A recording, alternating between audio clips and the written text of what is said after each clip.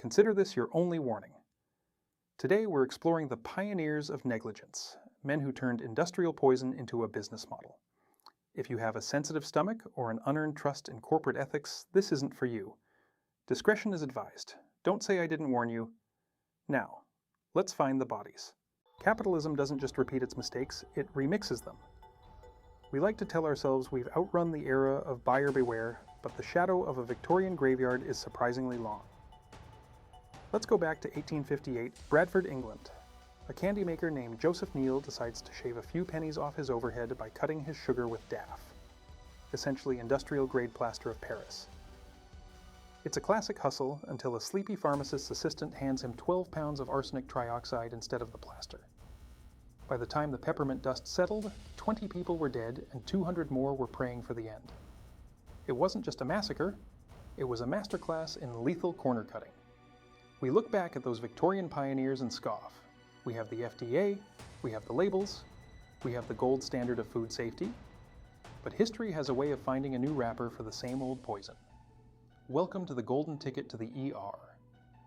Today we are talking about how an 1858 crime just went viral again. Fast forward to 2021. The setting isn't a smog-choked factory, but a kiosk in the Alhambra Center, Barnsley. Meet Nathan Bennett, a 33-year-old entrepreneur from Huddersfield who decided that trademark laws were more like suggestions. Bennett started flooding West Yorkshire with Wonka bars. Now, here's the delicious irony. Ferrero, the actual trademark holders, weren't even producing Wonka bars at the time. The public was literally lining up to buy a product that didn't officially exist.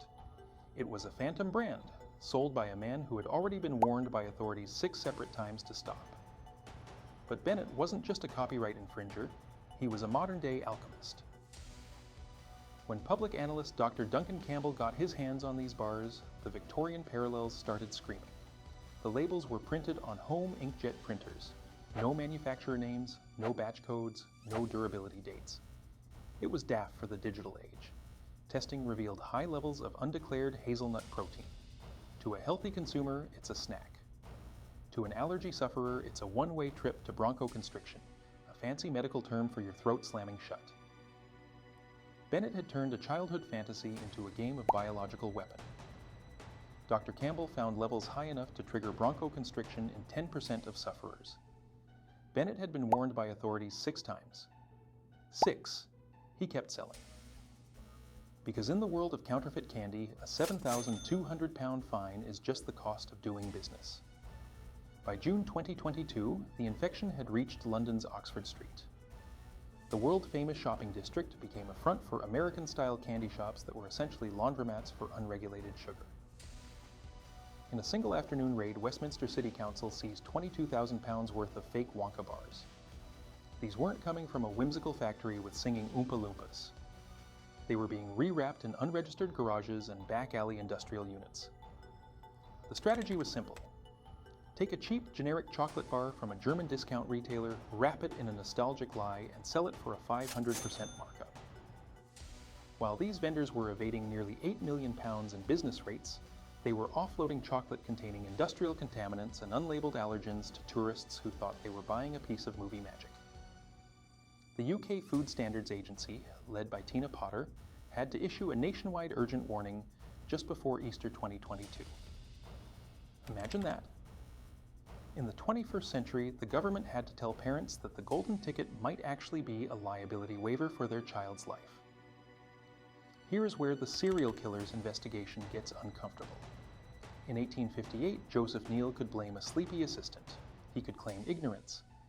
He was eventually tried for manslaughter because the public was outraged that the purity of a child's treat had been violated.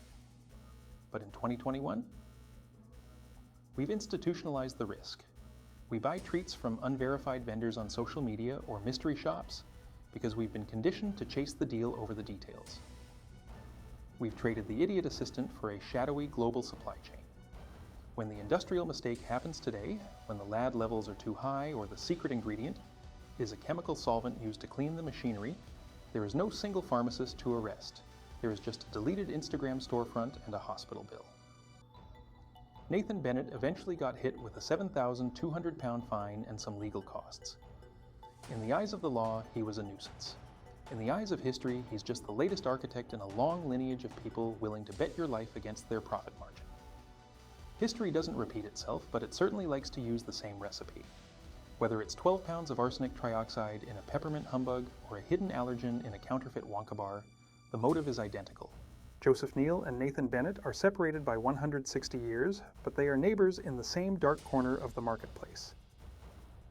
Next time you see a deal that looks too sweet to be true, remember the kids in Bradford. Sugar is cheap, but the truth is usually expensive. Stay hungry, stay suspicious. I'm the historical detective, and this is Serial Killers.